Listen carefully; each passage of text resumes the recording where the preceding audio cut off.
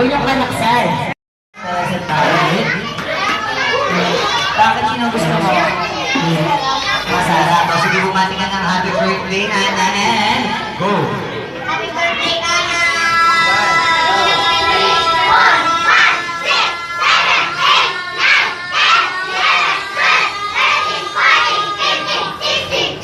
16 seconds. Ilang minutes naman?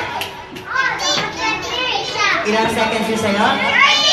13. Siya ay 16. O, si Ate Ariel naman ang bubuko. Wow, ang galing naman ni Kuya. Okay, bye.